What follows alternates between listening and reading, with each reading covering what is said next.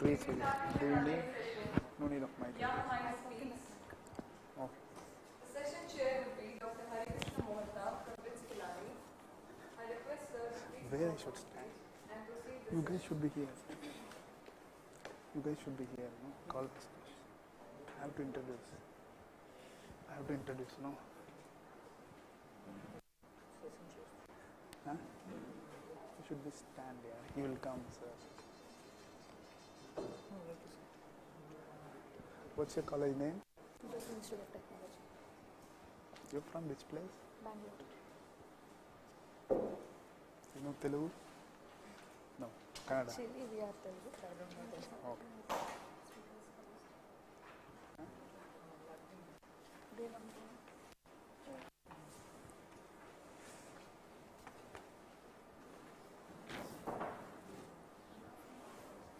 Yeah. You're doing here PhD. Yeah, BA, understand. NIT Surat.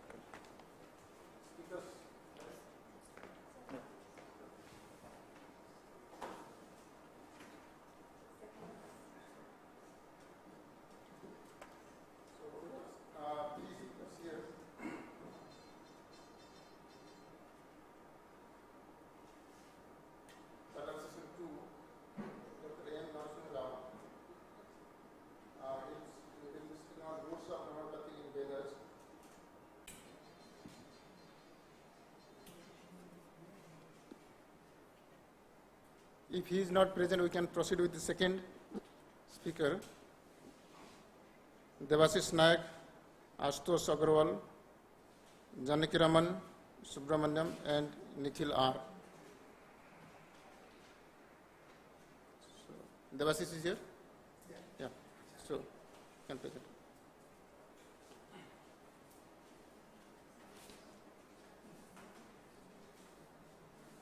How much time?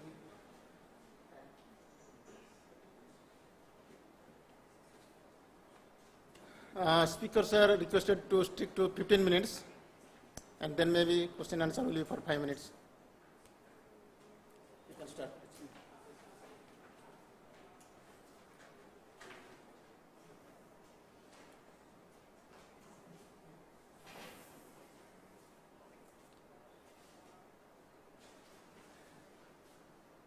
Yeah. Good afternoon, sir, and my dear friends. I am Janaki Raman, and he's Devashish, Nikhila, and Ashutosh. So our team, we work on batteries. So and today we'll be introducing ancient Indian battery. So just go. So basically, batteries, we all know that in the current.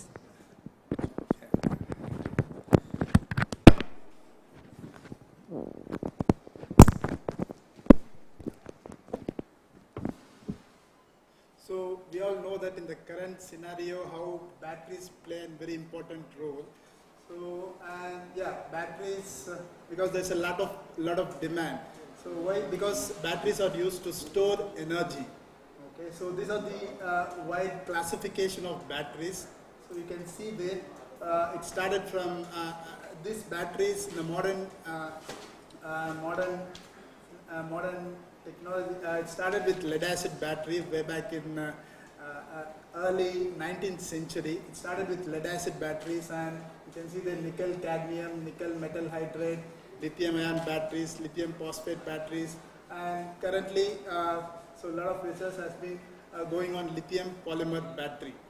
So if you see that from one to another, so there is a lot of research carried on that to improve the storage capacity. You can see here, so lithium-ion batteries has the highest energy density, so it can store more energy to weight, to the volume of the material. And now few of the things my colleague Nikhila will be sharing.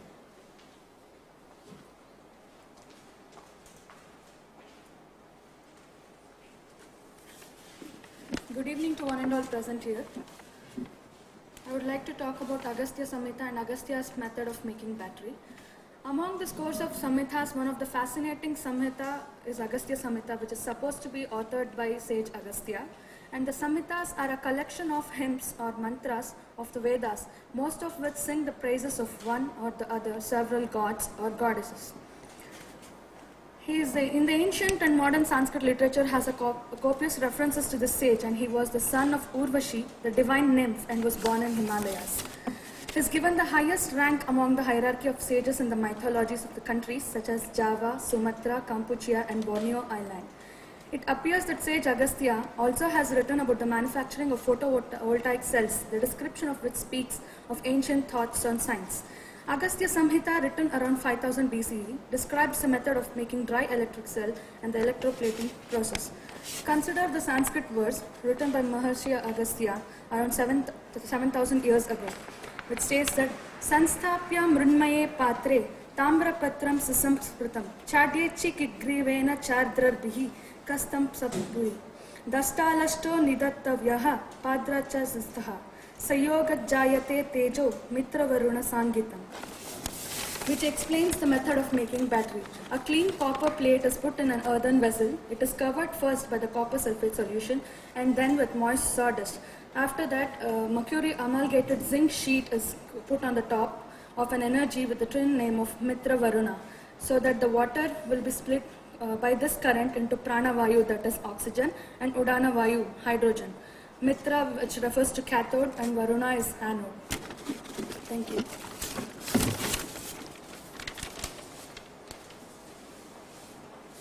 Yeah, so this is that ancient battery which was made by our Indians, and you can see the simple setup of that. It is made with this, whatever my colleague has shared. This is a portrait of that. So you can see that earthen pot in that. So there are layers. So initially you can see that bottom there is a copper sulfate, and on top of that there is a copper plate, and we have a sawdust there. Moist, it is filled with water. And you can see that on top of that zinc amalgam, so, and steel spacer also on top of that. So it is put in an earthen pot. So basically that spacer is used to decrease the contact so that it gives good contact to the two electrodes. Generally here this basically that copper sulfate, so that is one electrode, and zinc amalgamated, so that is another electrode. And we can see that it is separated by a moist sawdust. It acts as a separator so that it will not short. So this is cathode and anode. So basically, so this is the general, setup of the ancient battery. This how, and it can generate mostly around 1 volts. So just, and if you see this modern technology, as I already said, so Daniel cell, it was invented in early 19th century. So basically this is the setup of that. It consists of two electrolytes. You can see here that is zinc sulfate, this is one electrolyte, and another is copper sulfate solution, and they are connected by a salt bridge. You can see that Na2SO4, it is a salt bridge, and there are two electrodes also. So you can see here zinc metal, that is one electrode, and copper metal, that is another electrode, and this is connected by a salt bridge. So this salt bridge is used for movement of the ions. So when we put these electrodes into this electrolyte solution, so this zinc electrode, it acts as anode, and copper, it acts as cathode, copper electrode. And when you put this, so this zinc oxidizes and it generates electrons. And that electrons travels to the external path. You can see there on top of that. And this zinc ions, it goes to the salt bridge. Okay. And so when it goes to the other side, so that it becomes zinc sulfate. Okay. Zinc, when it goes here, it becomes zinc sulfate. So that's how charging takes place. Okay. So that's how charging takes place. And the electrons, so it travels to the external path and it lights. Okay. So that's the Daniel cell. It was invented in early 19th century. And so, as I already told, so it was advanced, and we are now lithium-ion batteries are playing. Current we are playing with this because it has It is a very lightest metal and it has very high energy density. And it's the lightest metal. So this gives a lot of charge. So and if you see that the mechanism here also it's very simple as whatever Daniell cell only. So basically if you see batteries, they are classified into two types. So one is primary cell and another is secondary cell. So what is this primary cell is where charging takes place and we cannot recharge that. Okay, we can use it, charge it once only and the discharge is application. Whereas the secondary batteries, they are rechargeable. Okay, that's none other than lithium-ion rechargeable batteries. Whatever the Daniell cell, it is a primary cell. Whereas this lithium-ion batteries, so it's a rechargeable. So how it takes place? This is also very simple. It consists of cathode. The functional elements here are cathode, anode, and there is an electrolyte, and there is also a separator here. So which will eliminate the contact between cathode and anode. So you can see here this graphite. So it's nothing but it's the anode. And you can see there the other portion, it is LiMO2, it's nothing but lithium metal oxide. Generally the cathodes are made of lithium transition metal oxides, whereas the anodes, they are made of graphite structure. It is highly amorphous and it is here graphite. So how here charging and discharging takes place, this is a secondary battery. How this charging, discharging takes place is, you can see here animated one. So this how, so when you charge this, the lithium, so for example, lithium cobalt oxide is one such lithium transition metal oxide. So when you charge that, the lithium ions travel from cathode to anode. You can see that the lithium ions, so it's traveling from cathode to anode, and whereas during discharge, you can see here, the electrons travels to the external part, and that's how the discharge takes place, and it can light that. Okay, electricity will be developed. So this is the mechanism, and this is Swage-Lok cell. What is this Swage-Lok is? It is just battery assembly only. So if you see that there will be cathode anode, we have to assemble in a closed container, because this lithium-ion rechargeable batteries, they are electrolytic cell. It's made of organic things, so it will easily, oxidize. It can degrade. So that's why we put in a cell. So it is a closed container, Swage-Lok cell we call. So here also same only, there will be a cathode anode. You can see here, so there this copper electrode and the copper sulfate, it acts as a cathode, and there will be a sawdust, whatever the ancient, we have shown the pot, earthen pot, similar only, but it's in a closed container. Okay. So the system is different because we give here good contact also between cathode and anode. Here you can see that. So that copper sulfate, it acts as a cathode, and there is also moist sawdust and zinc amalgam, so that acts as an anode, and we use here gasket and spacer to give a good contact to this, and it is sealed by screws. And so we have made that ancient whatever the battery in a different sealing. That's a Swage-Lok cell, and this is the performance of that. You can see here it's a voltage versus time profile. So these are carried, and you can see the voltage. So we have got initial voltage of nearly mostly 1.13 volts. You can see there. So this is a voltage versus time profile, and it gives the charge capacity. You can see the capacity versus the cycle index. So nearly it is 25 cycles. We're able to get some capacity. So you can see the profile there. And this is the discharge capacity. As I said, this is a rechargeable battery. And further, in addition to this, we also did some simulation also. It's a DFT based calculation, DFT density functional theory based calculation. You can see for this ancient battery. So, and you can see that that's the left side. So it's the structure of mercury, Hg6. And the space group is P6. And the free energy of that is 0.6 electron volt. And so when we charge this, so because when we charge this amalgamated zinc, so it goes to the the other side of that zinc, and it becomes Hg6Zn. So we did some calculation and we tried to optimize the structure so that the energy should be minimum. And we tried to, you can see that is the left side, it is Hg6, and we tried to put zinc so to make the energy minimum. and you can see that yellow color portion, so it's nothing but zinc. And still we are working on that, and we will be figuring out what space group it is. And the energy we got through that is 1.4 electron volts. So, and these are the reactions involved. OCV stands for open circuit voltage calculation. So generally, as I already said, so there are two reactions takes place from the cathode side and anode side. So they are nothing but called as oxidation and reduction. Okay, oxidation takes place at the anode side, and reduction takes place at the cathode side. And you can see the half cell reaction. So Zn gives rise to, it gives, oxidation takes place and it gives out electrons. And the down you can see that the next reaction, so there reduction takes place and it becomes copper. Okay? And this is the overall reaction, Zn plus Cu2 plus, Zn plus 2Cu2 plus, it gives whatever Zn2 plus and copper. And this delta G and this Nernst equation, and we try to calculate the free energy through this.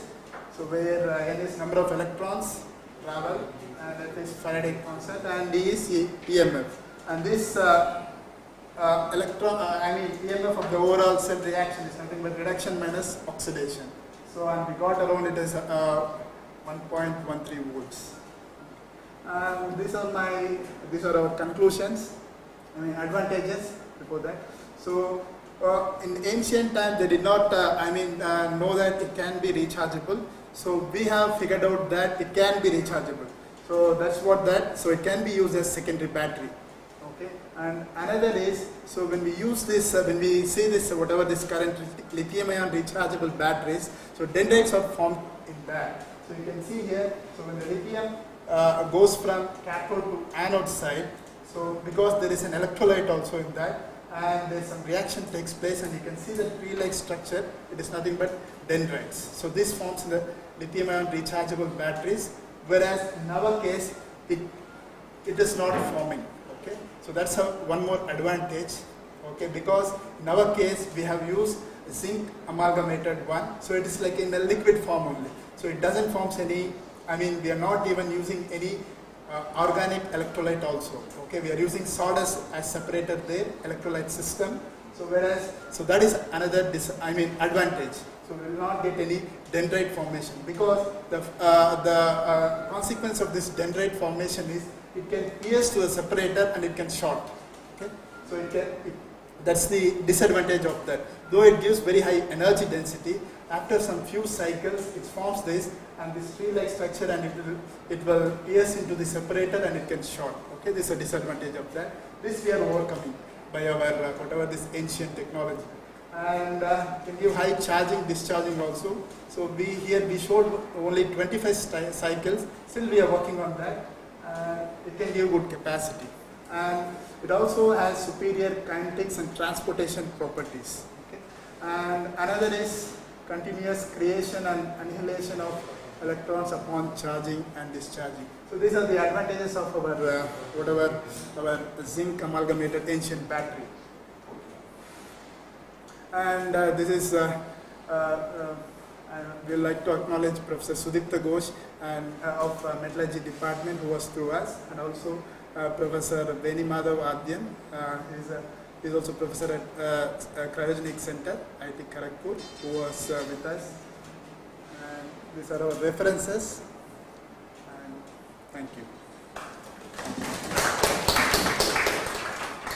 Any questions? Yeah, now topic is open for discussion. One question: how do you know that ancient Indians didn't know that we can use a secondary battery? Is there any evidence of that? Actually, we didn't find any. Maybe there. Actually, we are not sure about that. Maybe I like to change my. We are not sure about that. Maybe. You said the free energy was 1.4 electron, 1.4 minus 0.6 electron. Yeah. So did you get that much when you measured? Yeah. Yeah. Sure. No. No. 1.4 was with zinc. Yeah. The structure. 0.6 was only Pb. 0.6 was only with. 0.6 electron volts was Pb. Yeah. So 1.4 minus 0.6 you would have obtained, right? 1.5 minus 0.6. So did you obtain 0.9 electron volts? I guess. You have to calculate through that. we calculate this one. From del G, we will have to calculate the E value, potential of that. So from that, we got around 0.9 something volt, that UCD. But in our case, we use the glass fiber separator also, and we use this Sawdust also. also. So it's varying with separator to separator. So it depends on many factors. This is the only simulation. So how much percent did you get? 0.9 is theoretical mass, right? Yeah. So how much did you get? Percentage we can tell that it's varying actually. It's varying. Simulation base is almost matching, but we cannot tell that it's accurate to one separate base. I got it. How much did you obtain? How much percentage of theoretical mass did you obtain? We can tell 0.9 volt for this thing. This one 0.9 something volt came. Yeah. Simulation one. And if you're using glass fiber separator, you are coming up to 0.87. Okay. And if you're using sawdust, 0.3. So like this. So glass is actually helping you. Glass fiber actually we use for this lithium-ion batteries. Okay. So it's helping you get the theoretical mass. Yeah.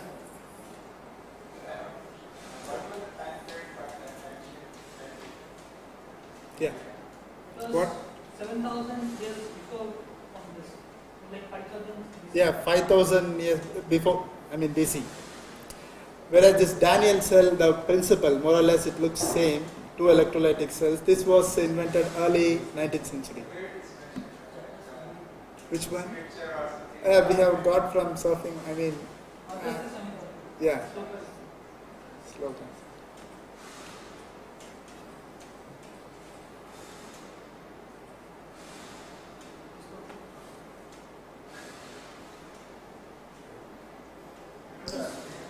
Yeah. Yes.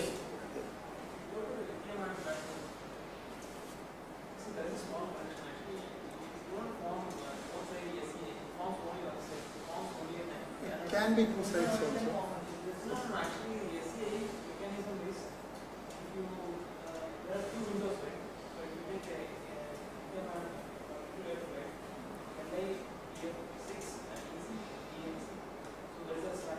Yeah.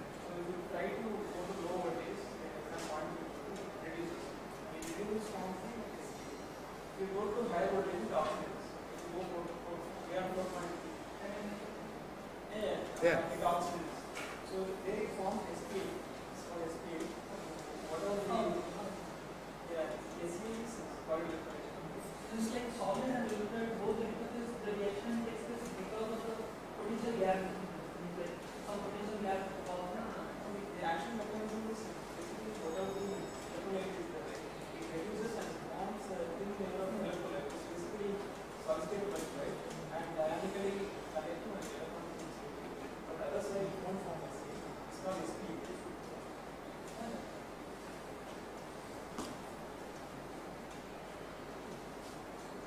Any more questions? Okay, if no questions are there, I think we thank the speakers. Thank for you. their wonderful presentation.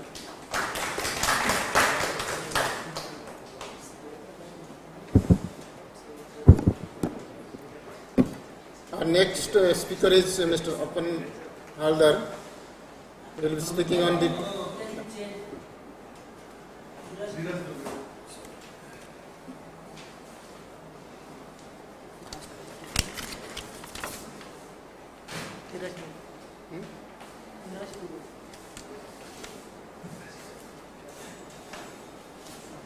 next speaker is Dheeraj Dubey. He will be speaking on concepts without physical counterparts in science and spirituality. Dheeraj.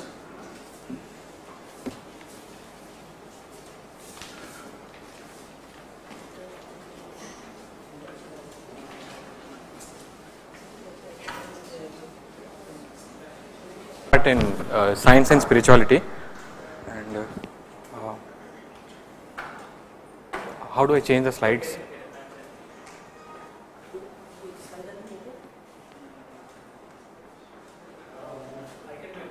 Yes. Okay. Fine. Achha, take it. So this has been the trend in our scientific discoveries.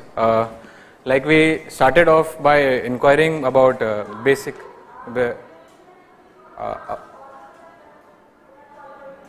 Okay. about basic phenomena that we see around us, like falling of the objects and flowing of water, and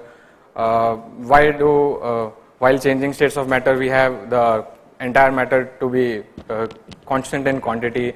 So we inquired in that way and we gathered lot of knowledge, and that knowledge inspired us to towards expanding our view and becoming a bit skeptic about the other aspects of nature, like the bigger aspects like revolution of planets and the most basically planetary systems, things like that.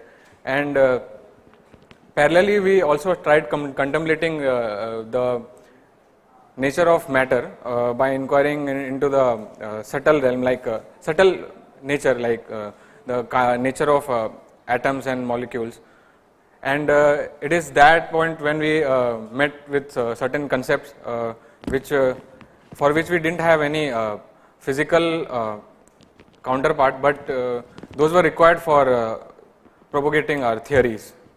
So we call them mystic concepts.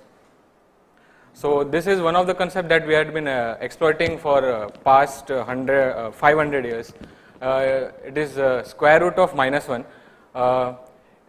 It started off by mathematician, Italian mathematician Cardano, when he wanted to find the roots of cubic equation, and it was confirmed in 1560 by Bomelli.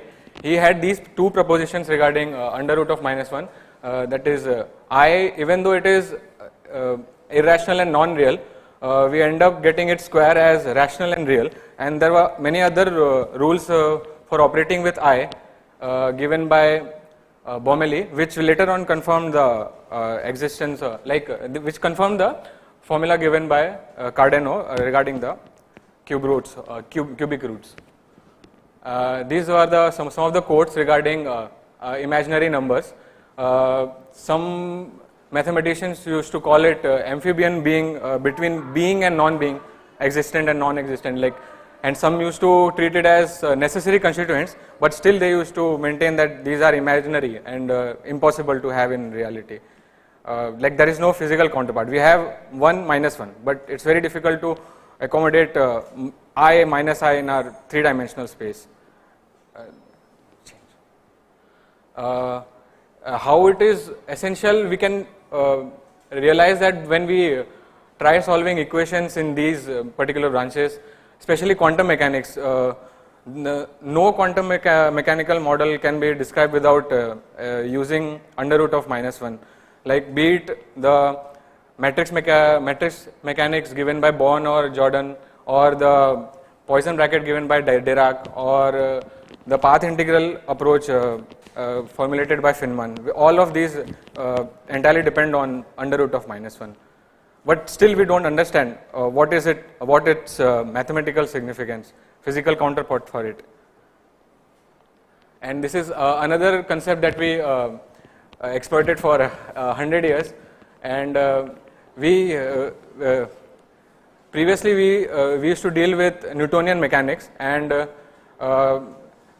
it had this displacement of a particle, and the displacement of particle was described by Newtonian. It evolved according to the Newtonian laws of motion, and when this quantum era arrived, we replaced that with this quantity called psi, or wave function, and that was the equation according to which it evolved was Schrodinger's wave equation. And this psi actually gave us this picture, which actually forced us to have both the nature for the particle. Like it has to be a particle for the matter. It has to be particle, and it also has to be a wave at the very small scale. And that's why some of the scientists even coined this word called wavicle. It's neither a particle nor a wave, it's both. So they called it wavicle. And this also allowed us to pave in certain radical thought process in our scientific approach. And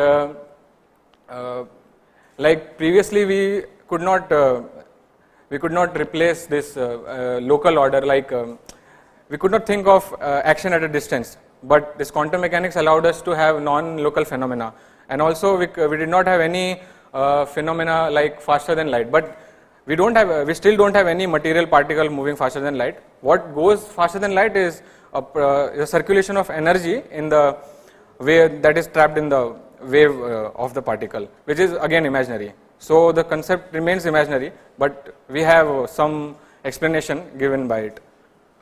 And also this deterministic processes was, deterministic description was replaced by probabilistic description, and this in turn paved in for the way for mind-like property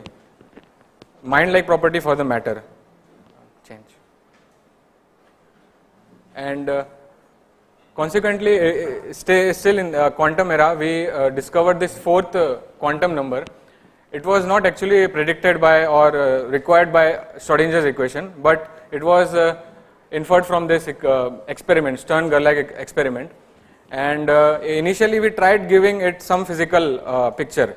We tried to picturize electron as a simple particle having some finite radius rotating, but when some scientists tried to doing some calculations with it, with some plausible estimation of radius, they found the velocity at the surface of the electron to be exceeding the light's velocity. So that was rejected, and ultimately they ended up with this description. They told that this angular momentum is because of the circulation of energy, and spin is because of the circulation of charge in the wave field of the electron. There is no electron rotating, there is no particle rotating. They ascribed that to the phenomenon of wave, and again we end up with a wave which was itself an imaginary quantity. So again we have an imaginary description describing a certain experimental data. So in this way, till now we saw the reductionistic approach adopted by scientists, and we ended up with certain concepts which were mystical and were difficult to find physical counterpart for. In the meantime, we had a parallel school of Western philosophers who were trying to give some shape for this scientific for the progress of this scientific discovery. So basically we talked about mystic concept, but we don't know what, still don't know what is concept. This was the opinion of philosophers. So what how they described concept is that suppose we have different kinds of trees. So we extract all the similarities of the tree and we put it into a single picture. So that is how they describe a concept. Concept is basically an abstraction or generalization from an experience or the result of transformation of existing ideas. There are many trees existing with certain features. We put all the similarities in a single picture and we try to conceptualize it. We try to develop a general model for all the trees. How it helps us? It helps us in getting a deeper, a higher level thinking regarding this concept. And they also tried categorizing these concepts into three types, like mental representation. Mental representation is basically any concept which we have, but it is subjective. We might have a concept about, like suppose if I ask someone to plot e to power x or think about e to power x, the graph of e to power x. So we can definitely have some idea. We can definitely plot it on paper, but it will be slightly different for different people. The exactness of the e to power x graph will appear when we try to find it according to the mathematical equations, and that is where it fits. The e to power x graph exactly fits in the abstract concept. It does not fit in our mental picture. And abilities are again some concepts which we develop by our sensory perception. That's it. So Roger Penrose tried to picturize this thing into these three different worlds. Platonic world was basically consisting of all the mathematical ideas that we have. Like we have circle. Circle exists in Platonic world. In real life, we cannot. In physical world, we cannot have an exact circle. We can have a very large numbered polygon, but we cannot have exact circle. We cannot have a tangent touching a circle at exactly one point, but mathematically it is possible. So that concept, mathematical concept of circle touching a line and similar mathematical concepts were placed in Platonic world. Basically what we mean by Platonic world is that it has an objective reality, like the theorem or any mathematical concept we propose, it has an objective reality. Whether we find it or not, it doesn't depend on the person who is discovering it. Even before the person discovers it, it exists in the mathematics. So that that kind of existence is assigned to that entity in the mathematical world. And mental world, we have many thought processes going in our mind. Like we have emotions, we have this processes of thinking, feeling, and willing. But a very small part of our mental world is responsible for the entire mathematical or Platonic world. And very small part of our physical world, like only our brain can give rise to all the mental activities. So very small part of the physical world is responsible for the entire mental world. And similarly, very small part of mathematics has been incorporated in our research. They have done lot of things like abstract algebra, abstract geometry, everything, but all those mathematical concepts do not find any use in our physics or any other subject which we try to describe mathematically. So he is basically a social scientist, David James. He tried to picturize our current style of academic research and he had this very beautiful allegory of iceberg. He compared our research work with an iceberg in the ocean. Like a very small part of the iceberg is exposed to us, might be around 10 to 12% of the iceberg is exposed to us, and that he likes to call it as methods, the methods which we use in our research. And apart from that methods, we also have certain discussions over which method we should employ in our research work. So all that arguments related to those methods are called methodology. It is just below the ocean surface. That means we can make out when a person does something in our academic research, we can make out something what he has, what kind of methodology he has used, and what arguments he has used, and what kind of biases he has used for adopting a particular method. But there are these two kinds of knowledge about the research work: epistemology and ontology. Epistemology is basically study of knowledge, like what can be said as knowing. Like we know biologically, we know our body. Biologists have discovered a lot in biology, but all those knowledge do not define our identity. We cannot say which part of our body is responsible for our identity. So that these kinds of questions are basically dealt in epistemology. And there is an ontology, like what kind of things actually exist, like what kind of entity can be ascribed what kind of existence. Like we have this idea of concept, whether it is real or imaginary, or in which realm is it existing. Like we had that Penrose triangle.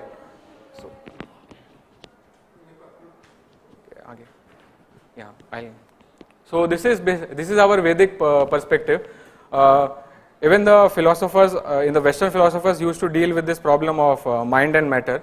And but even before 10,000 years ago, the Vedic scholars were knowing this concept of mind and body division.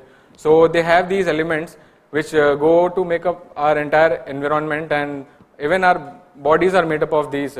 The bodies which the biologists study are made up of this basically these 5 elements: earth, air, water, 5 elements, air and ether. And beyond that, there is a subtle realm which we have, in which we have mind, intelligence, and false ego.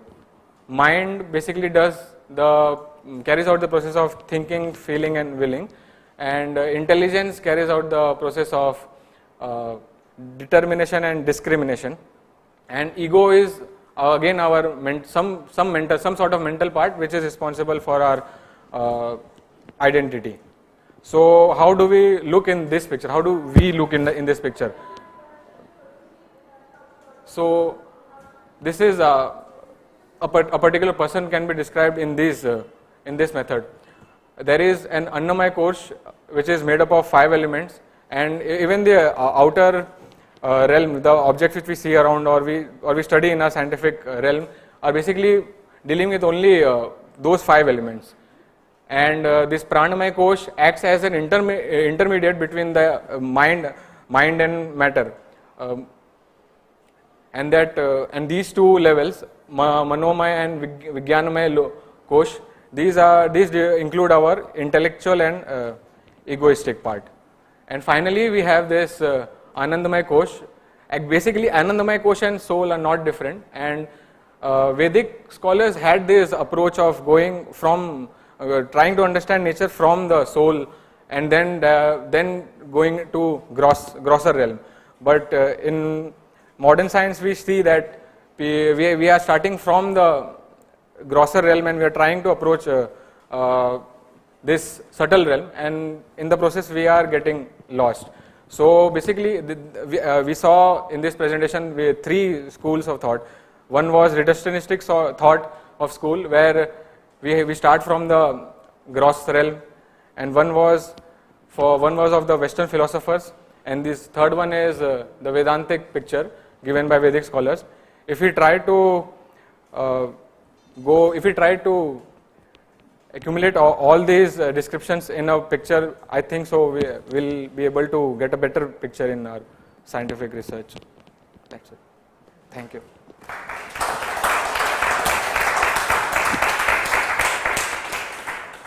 Any questions from the audience? Can take one. So you have this 5 gross elements, 3 subtle elements, and the center you have presented as soul. Okay? Yeah. So where it goes, whether it is in between subtle and gross, or above the subtle. No, it's above subtle. It is even subtler than mind and intelligence.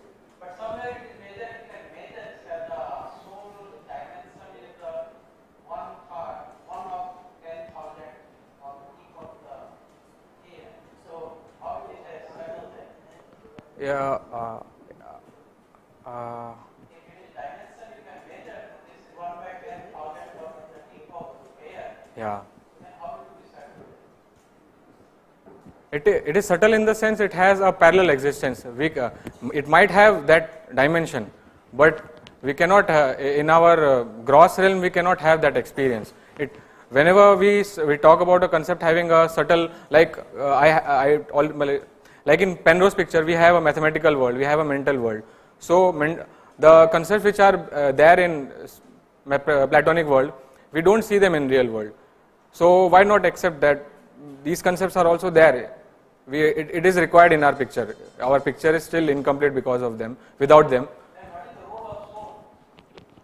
it is responsible for the activation of the other.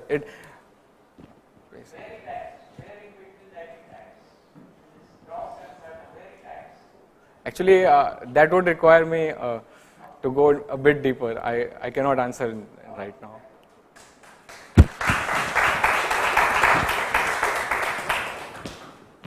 Any more questions?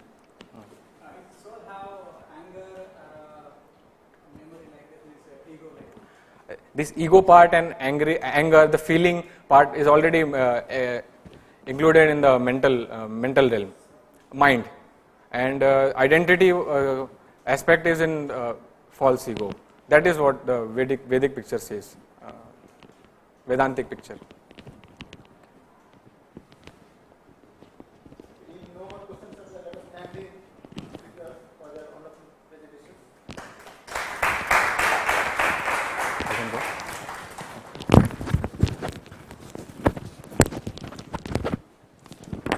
there is a third speaker supposed to be here. Is there? Dr. M. Narasimha Rao, is he there?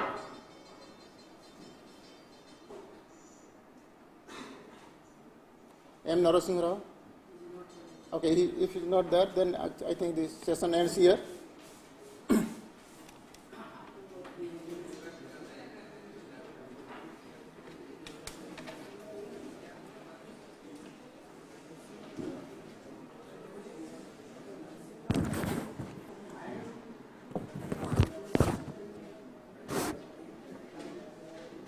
I hope the young minds have enlightened us enough. I request now Dr. Harikrishna Mohanta to please present the mementos to the speakers.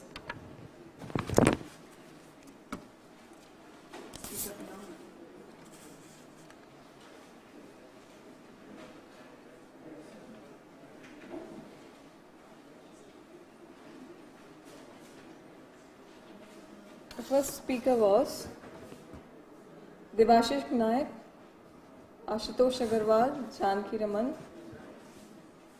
Please come forward.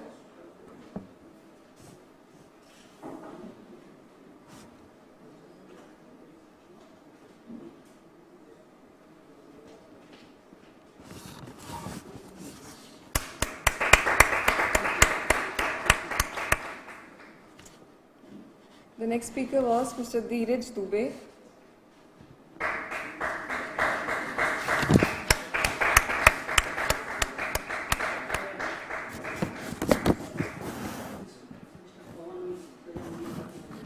Now I request Mr. Pawan to please present the memento to Dr. Harikrishna Mohanta.